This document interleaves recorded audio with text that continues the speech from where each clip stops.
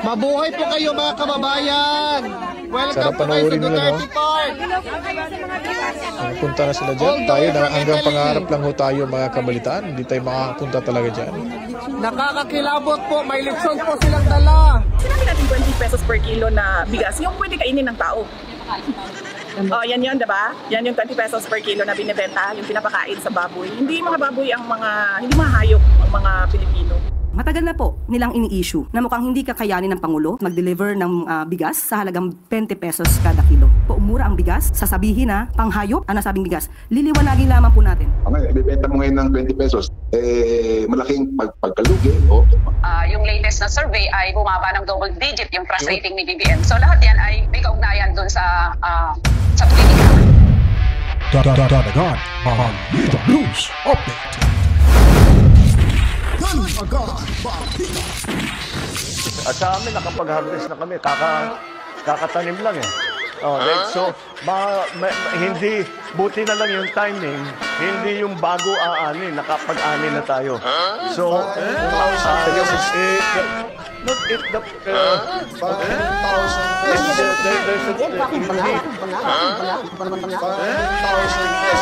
milyonaryo, sama-sama tayo babago. Hindi na maging milyonaryo.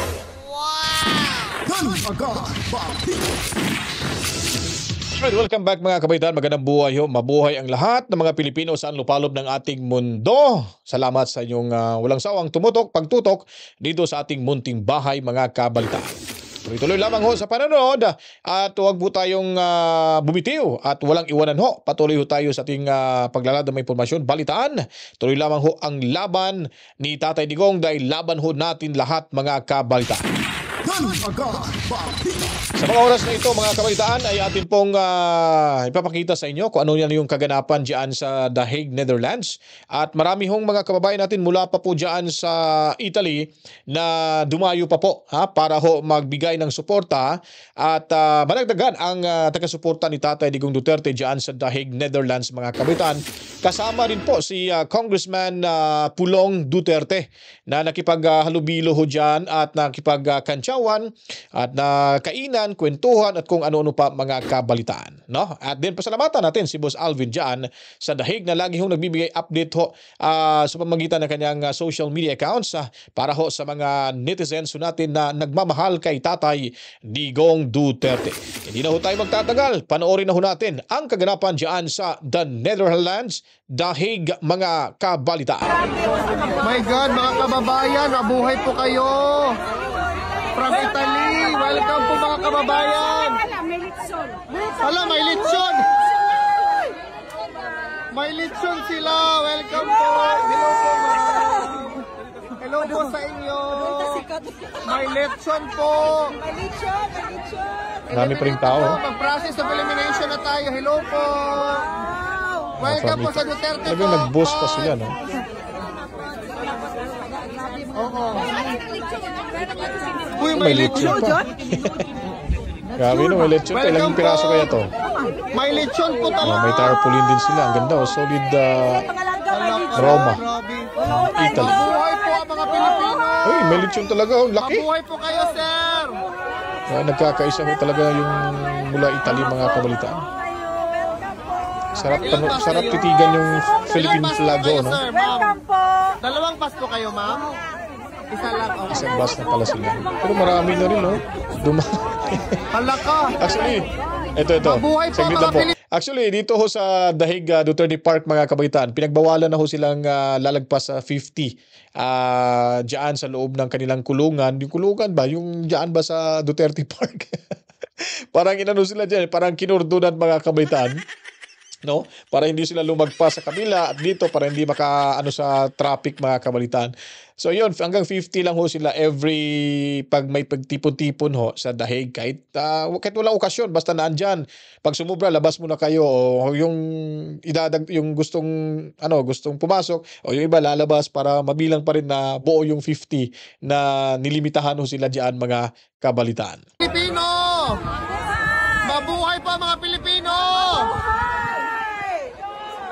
Si Alvin, no? Hanggat gusto ninyo! Si Alvin dyan, parang naging ano na rin, no? Representante ho ng mga Pilipino. Sarap panoorin. Ayun, si Pulong. Yun. Wag niyo pong hawakan si Kong Pulong. Bawal po yan. Sabi Bawal ni kasi si President. Alvin lang yung hawak dyan. Mga kababayan, ayaw gaksa. Selos agad si Alvin eh. Hinay lang, hinay-hinay. Dami halos lahat mga Bisaya ho dyan. Mga Bisaya. May mga Ilocano nga dyan noong nakaraang mga araw. Talaga napapakita sila ng suporta. Ay, sige lang kasi mga kababayan natin ano man, okay man sila.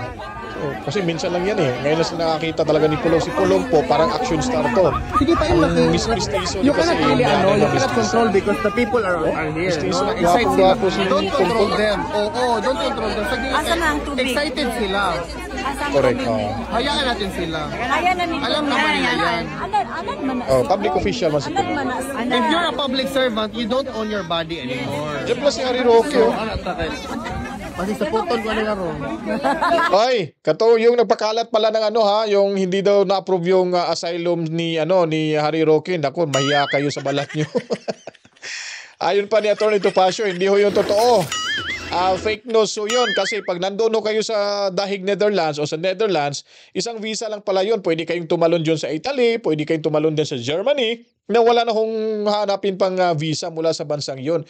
Kumbaga kahit one country kasi yan sila dyan mga kabaitaan. Kung kunyari nandyan ka sa Dahig at may visa ka, kahit pupunta ka ng Germany, minsan kasi yung biyahe parang train lang, minsan bus mga kabalitaan. No?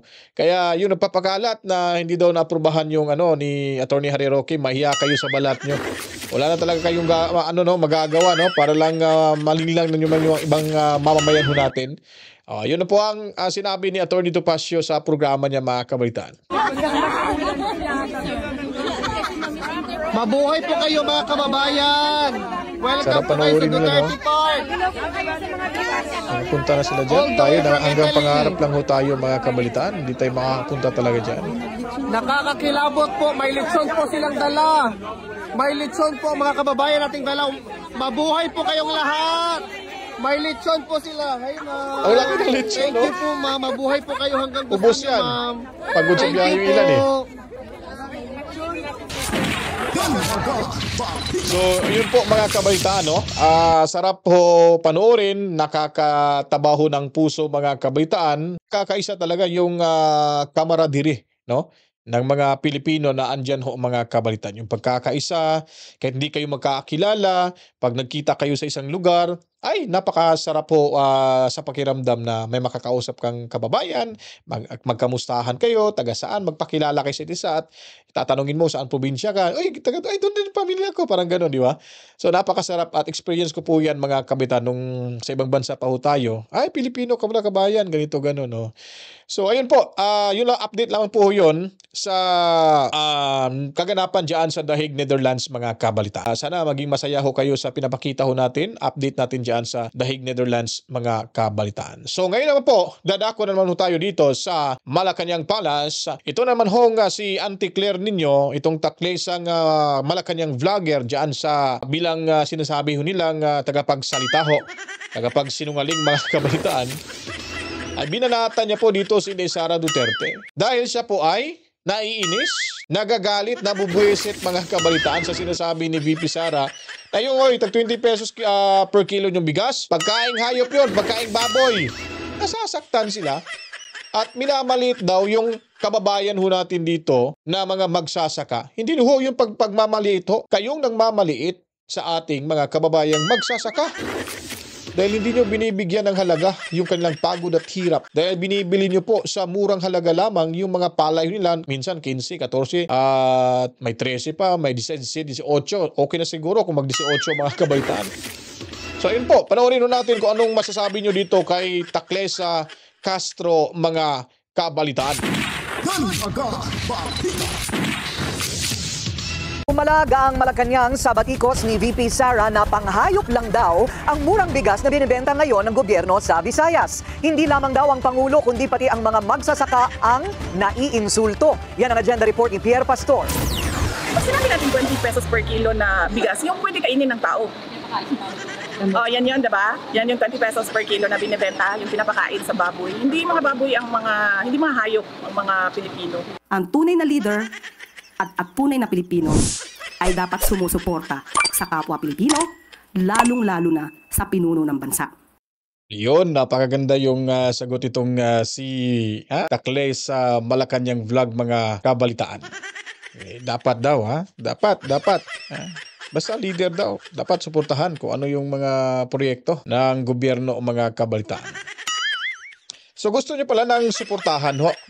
Gusto niyo pala na magiging kaaya-aya yung kanilang ginagawa hong biglaang paglabas ng 20 pesos per kilo na bigas. Na mas, ayon pa kay BP Sara noong una, bago itong video ito, ay sabi daw na parang mas maganda pa yung tahop daw, mga kabalitaan. O nga naman, 20 pesos per kilo, mga kabalitaan. So, ang tanong ho dyan, maganda ba hong klase yung 20 pesos per kilo na bigas? Okay sana kung medyo maputi-puti.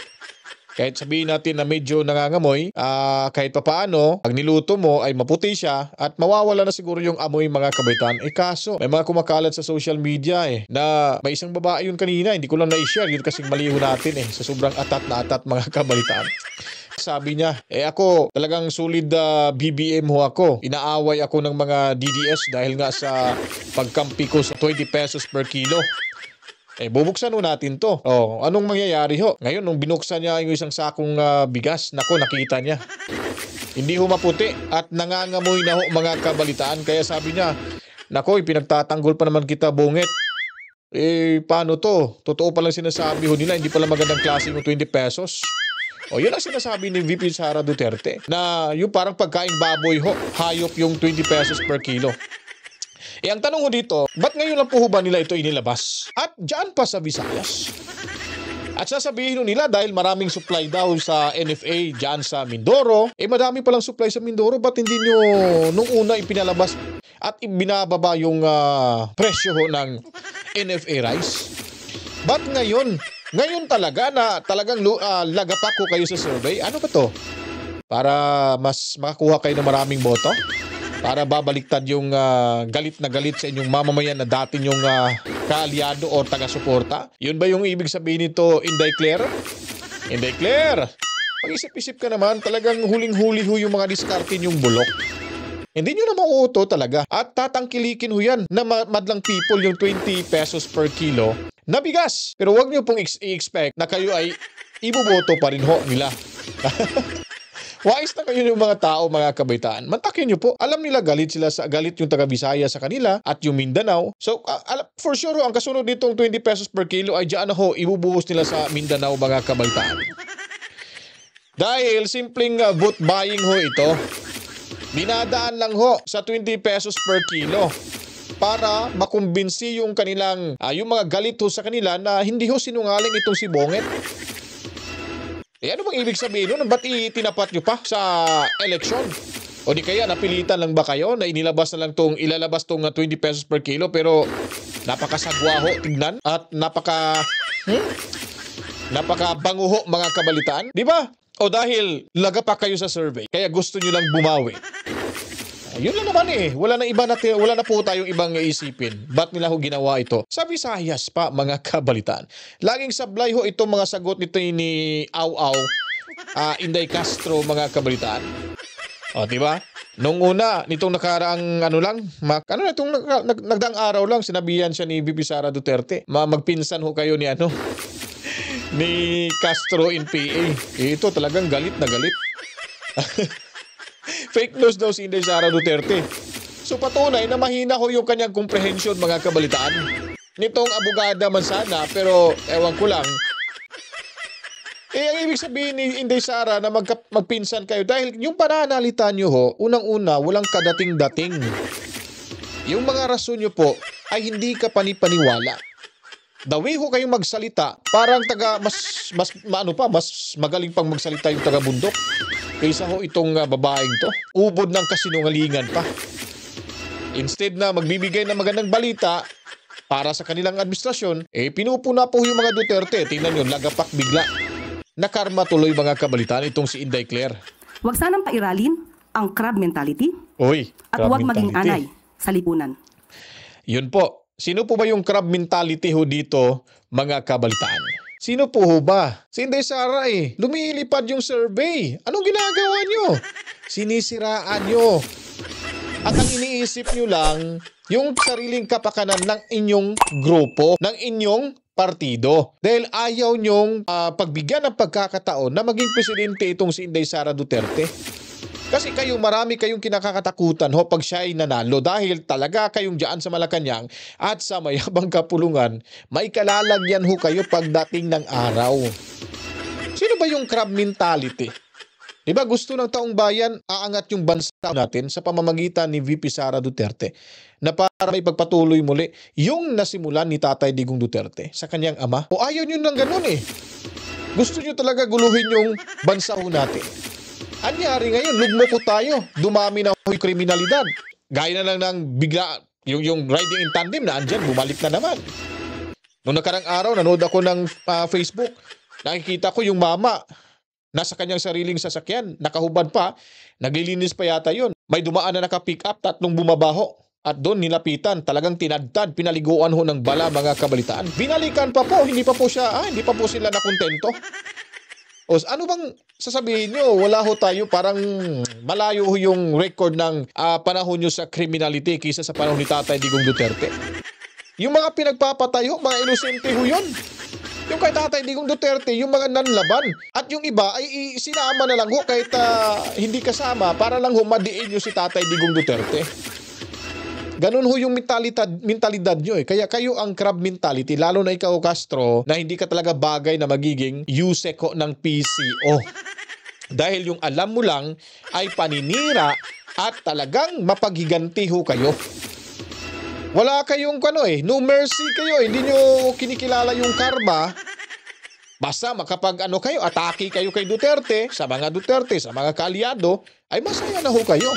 Pero tingnan nyo ang return unti-unti nyo nang nakikita na kayo ay pabagsak na dahil sa inyong mga performance na wala talaga sa ayos dahil puro kayo mga kabangagan dyan sa Malacanang. Yan ang buwelta ng Malacanang sa hirit ni VP Sara na pamumulitika lang ang pagbebenta ng 20 pesos per kilo na bigas. Matagal na po nilang ini-issue na mukhang hindi kakayanin ng Pangulo ang aspirasyon na magkaroon at mag-deliver ng bigas sa halagang 20 pesos kada kilo. Ngayon po, na unti-unting natutupad ang aspirasyon na ito ng Pangulo, bakit muli na naman silang nagsasalita, nagiging negatibo? Pang-iinsulto rin daw sa mga Political strategy nyo yan kasi diyan sa Malacanang. Wala na kasi kayong mapipigang mga Pilipinong mulat na sa katotohanan. Huwag nyo nang ilihis kasi ang inyong gustong mangyari na manumbalik yung simpatya, tiwala ng taong bayan sa inyo. Dinadaan nyo lang sa 20 pesos per kilo na bigas. Matagal na yung pangako na yun. Mag-4 na taon na si Bonget. Ngayon pa lang niya ginawa dahil sa survey na kulela siya. So ano pa bang isipin ng taong bayan? Yan ba ay talagang taos puso at bukal sa kalooban na gagawin nyo yan? Malamang hindi dahil marami kayong pinaguhugutan ngayon na papaano makabawi ang inyong lagapak na survey nitong lately lang mga kabalitaan. Magsasaka ang sinabi ng bisi na panghayop ang kalidad ng murang bigas. Hindi porkit po umura ang bigas, sasabihin na panghayop ang nasabing bigas. Liliwanagin lamang po natin. Ang ibebentang bigas ay yung Tingnan nyo guys, parang siya pa yung nagagalit dito eh. Pero si Martin Andanar, pag nagsalita, pag pinatikos siya ng Rappler, ay napakagandang magsalita. Modulated pa yung boses. Tapos very articulate yun ang magandang gawing presidential communication officer. Ito, hindi pwede ito. Kasi parang basagulera to mga kabalitaan eh. Na, mahaba yung buntot nito. Ay, hindi ba? Haba pala. Maikli lang pala yung buntot nito. Wala naman pala itong buntot mga kabalitaan. Yung ibig ko sabihin, pasensya ba? Ha? Hindi mataas yung pasensya nito, hindi mahaba yung pasensya dahil nga nangangawi na siya dito sa mga rason niya. Ay nangangawi rumirisbak talaga mga kabalitaan. Yung bigas po na nabibili ngayon sa halagang 33 pesos. Kapag po sinabi, ninuman, na ito ay panghayop na bigas, minamaliit po natin ang mga farmers natin. Kayo ang mali dyan. Hindi yan minamaliit. Yun po ang katotohanan na hindi masabi-sabi ng mga farmers na kayo ang nagmamaliit sa kanila. Ba't ko ba nasabi yun mga kabalitaan? Dahil nga po, magkano po ba yung presyong bilihin ng palay? Di po ba 14 pesos tapos binibenta nyo po pag maganda yung klase 60, 50, 45 mga kabalitaan? So sino po ba yung lugi? Ha? Yun po ang totoong pagmamaliit nyo sa inyong, sa ating mga magsasaka. Dahil kung kayo po ay binibigyan nyo po ng halaga yung kanilang pagod, pagsisikap, ay hindi nyo po bibilhin sa ganung babang presyo ho mga kabalitaan. Kayo ang nagmamaliit sa kanila. Ako may lahi o akong farmer mga kabalitaan, hindi ho namin ramdam na minamaliit kami ni VP Sara Duterte. Ramdam ho namin yung kanyang malasakit. Kaya ho siya nag-react yun doon mga kabalitaan sa 20 pesos per kilo. Dahil hindi ho makatarungan kasi. Walang magandang quality. Yung binibinta ho nilang bigas na taga 20 pesos ang kilo mga kabalitaan. Ang ibig sabihin nun, magbebenta man lang kayo ng 20 pesos per kilo, ayos-ayusin nyo naman. Yung presentable naman. Kaya pala 20 pesos dahil base lang din pala sa quality. Marami nga nagre-reklamong nakabili mga kabalitaan yun po ang pagmamaliit nyo. Kayo mismo dyan sa Malacanang, lalo na sa Department of Agriculture, ang nagmamaliit sa mga magsasaka. Wala hong ibinigay na tulong, sapat na tulong. Papaano ho aahon? Papaano ho palaguin? Papaano ho magiging, kahit umento man lang yung kanilang diskarte sa pananim at yung pag-harvest, wala manu-mano, manual ho sila. Tapos pagdating, nandyan na, ready to dispose na, bibilin lang yung palay ng tag 13-14 pesos mga kabalitaan per kilo. Kayo ang nagmamaliit. Hindi nyo po binigyan ng importansya yung hirap, pagod. Hindi nyo ba iniisip? Ang lalaki ng mga sinasahod nyo. Ang lalaki ng mga ninanakaw ho, ng mga buaya dyan sa House of Retaliations. Ba't hindi nyo po ba sila iimbestigan at balik yung pera? Yung ninakaw nila, kung itinulong pa yan sa mga pang-agrikultura ho natin, mas lalo pa hong gaganda yung ekonomiya ng ating bansa. Hindi na ho tayo mag-aangkat ng bigas. Tayo dati, mga professor ho tayo sa Thailand, Indonesia. Tayo yung tagaturo paano magtanim ng palay, paano mag-ani, paano magbungkal ng lupa, paano didiligan yung palay, anong diskarte. Paano magkaroon ng tubig yung palayan nyo? Sino bang nagtuturo? Di ba Pilipino? Ano tayo ngayon? Tayo po ang number 1 na nag-aangkat ng bigas sa ibang bansa. Sa Thailand pa. Sa Vietnam pa minsan. Sa Indonesia pa kung meron. Anong nangyari sa ating mga magsasaka? Nawala na ho ng saysay yung kanilang pagod. Kayo yung nagmamaliit sa ating mga magsasaka, mga kabalitaan. Yun po yung totoo ho dyan. Na nagbebenta po sa NFA, sa ating gobyerno. Iniintriga din kung bakit sa Visayas unang pinatikim ang murang bigas. Yun. Malamang daw dahil vote-rich ang rehiyon. Tugon ni Yuse Castro. Kaya po Visayas, unang-una po, maraming stocks po ang NFA sa nasabing lugar. At sila po ang naunang magsabi ng pakikipag-cooperate sa Pangulo sa pagbibigay po ng subsidiya. Ito rin po. Siyempre naman, di ba? Sasabihin mo na sila yung unang nakipag-cooperate. May political strategy nyo rin yan Unahin talaga yung Visayas kasi wala ko kayo makukuhang sapat na boto sa darating na halalan. Kaya nililigawan nyo po yung bawat probinsya na kunwari blind din sila sa inyong binabalak. Ang main talagang balak ho ninyo ay kukunin ho yung simpatya ng mga Bisaya. Ikakausapin nyo yung bawat probinsya, bawat gobernador, bawat malaking negosyante dyan sa Visayas. Siyempre kakausapin nyo po ho yun para pagbigyan ho kayo. Pero alam ko may kapalit po ho yan mga kabalitaan. Mga kaalyado nyo yan di ba? Pero ano bang balak nyo? Of course, simply vote buying po yun. Kasi dinadaan nyo sa ganyang proseso para hindi mahalata. Na hindi mahalata na kayo ay nililigawan nyo po pasimple itong mga consumer ho natin. Lalo na itong mga mahihirap nating mga kababayan na talagang bigas yung kanilang pangunahing problema sa pang-araw-araw ho mga kabalitaan. Kami sa bundok mga kabalitaan, kahit wala kaming bigas, sisigaw lang kami. Chay, naami bulad, may bigas kayo. Sige, palit tayo. Dadalhan kami ng dalawang ganun, yung malaking parang plastic. Magdadala rin ako ng 1/4 o 1/2 na bulad or tuyo mga kabalitaan para makapagluto. Bahala na yung ulamin ko bulad, basta may kanin lang. Kanin is life ng mga Pilipino. Po ay pinatotohanan po ni Governor Gwen Garcia. So bakit naman po natin haharangin ang kasi si Gwen Garcia tagilid na rin kasi ni Bari 4. Si Bari 4 po ang tauhan o kaalyado ni Tatay Digong Duterte na tumatakbong gobernador itong katunggali ni Gwen Garcia. So kaya siya ngayon ay sumisip-sip din sa Malacanang dahil dating maka-Duterte naman talaga ho yan, ay sila ay bumalimbing dahil nga po sa of course, may kaakibat ho talaga ho yan na pumapabor ho sa kanila.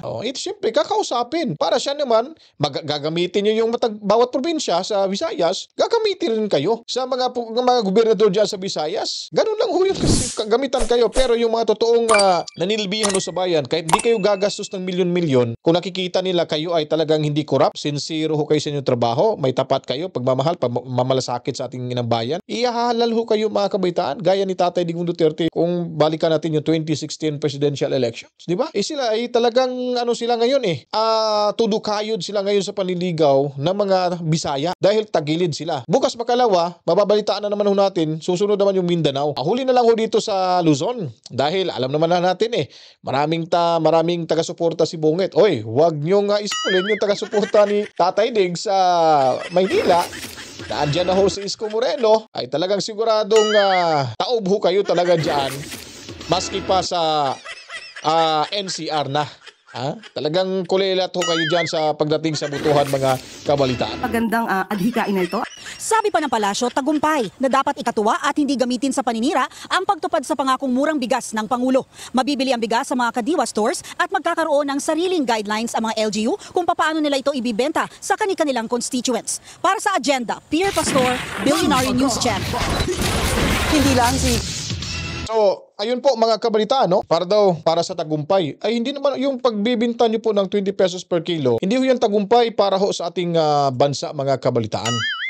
Tagumpay ho yan sa inyong mga plano dyan sa Malacanang. Na kunwari ay tinupad nyo na yung pangarap nyong kaplastikan, yun po'y tagumpay sa inyo. Pero sa aming mga konsumidor, hindi ho tagumpay ho namin yan. Talagang nakaka-insulto ho sa amin na bibintahan nyo kami ng bigas na nangangamoy na ho at sobrang hindi naman itim, pero ang pangit ho ng quality talaga. Kayo na po nagsasabi na tagumpay ho sa inyo yan sa Malacanang. Hindi ho para sa sambayan ng Pilipino. Para malaman mo lang, Castro, maya ka naman sa sarili mo.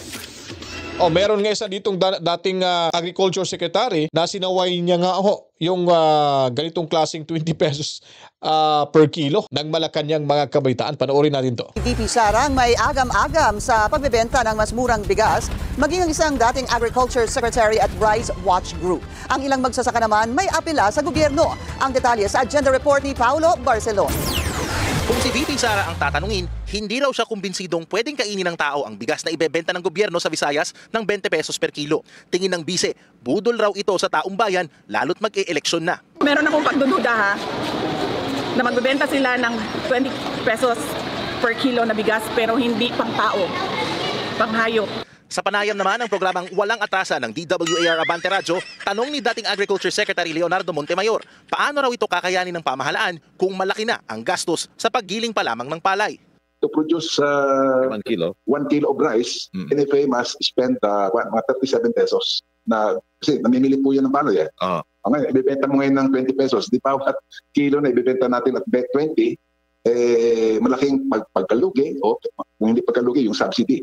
Apela naman ng grupong Samahan sa Industriya ng Agrikultura o SINAG, huwag naman sanang baliwalain ng gobyerno ang mga magsasakang binibilhan nila ng palay. Bukas rin daw sila sa posibleng pagtest sa kalidad ng bigas para mapawi ang agam-agam ng publiko. Sana ang gusto natin yung zest and determination ng government to lower rice prices. Ganun din sana protecting yung farmers natin na wag naman bumagsak yung farm gate price. If they can subsidize yung 20 peso rice, baka kailangan dagdagan din yung subsidy as para yung NFA procurement ng palay is concerned. Kasi NFA can compete at 18-19. Pag wala kasi ang NFA, talagang mababarat ang mga farmers down to 15.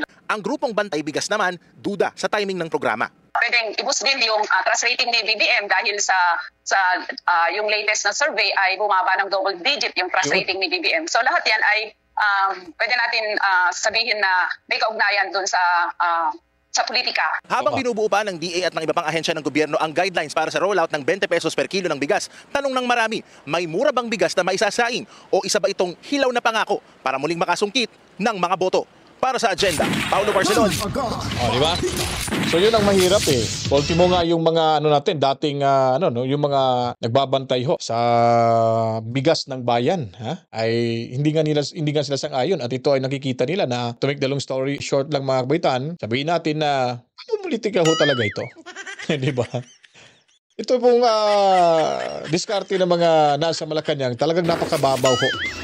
Ang dali lang hong intindihin. Ang dali lang hong balasahin mga kabalitaan. So, wala pa rin ho itong maidudulot na magandang resulta dahil sising-sisiho yung taong bayan na karamihan ay nabudol ho sa administrasyong ito, lalo na dumagdag pa sa problema sa ating bansa. Itong si Auntie Claire, mga kabalitaan, itong palingkera, taklesa dyan sa Malacanang, na mas lalo hong nasisira yung approval and trust rating ho ni Bonget, mga kabalitaan. Kaya kung nagustuhan niyo po itong ating video presentation ngayon, huwag kalimutan ho, mga kabalitaan, suportahan niyo po lagi yung ating munting bahay para talihing tumutok. At subscribe ko kayo sa hindi pa po nakapag-subscribe. Tuloy-tuloy pa rin po tayo para ho sa paglalahad ng mga impormasyon. Huwag kalimutan po mag-subscribe and then pinutin ang notification bell. Diretso lang po sa panonood at huwag lang pong i-skip yung ads na inyong makikita at mapapanood, mga kabalitaan. Kaya maraming salamat ho sa inyong lahat, sa ating mga tinuturing bagong bayani ng ating bansa, overseas Filipino workers. Mabuhay ho kayo at matsalam ho sa ating mga kababayan, abroad Filipino, around the world, mga kabalitaan. Lalo na po sa ating mga kapatid na Muslim, assalamualaikum sa inyong lahat. Masalam po sa ating mga kababayan kung saan po sila ay... pasasalamatan nga pala natin yung ating mga seafarers. So, meron pala tayong mga tagapanood na mga seafarers. So thank you so much sa inyong panonood po. Luzon, Visayas at Mindanao, kahit sa lupalop nating mundo, basta may mga Pilipino, ang programang ito ay para ho sa inyo. At hi kay Mami Rose Tobias dyan sa Lapu-Lapu City sa Cebu, and Boss Toby, magandang buhay. To God be the glory. Wawa. Chip. Peace out.